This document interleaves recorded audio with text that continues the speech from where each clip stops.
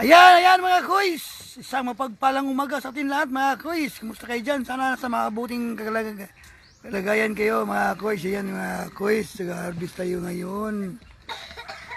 Blessing pa rin mga kuys. Kahit matanda na itong talungan natin, ay mga mabigay pa rin na grasya.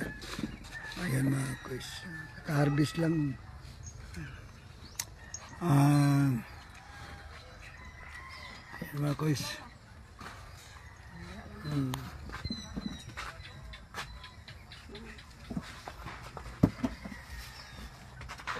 Ayan mga kuys. Kasi nung nakarang linggo nag-abuno kami, mag-aabuno sana ngayon ulit weekly. Kaso bukas na lang kay langanin nasa harvest ngayon kasi ang schedule. Kaya yan mga malaki ng bunga niya. Di kagaya ng nakaraan. Di kagaya na nakaraan na medyo puti-puti yung niya. Medyo hindi tumubo yung uba.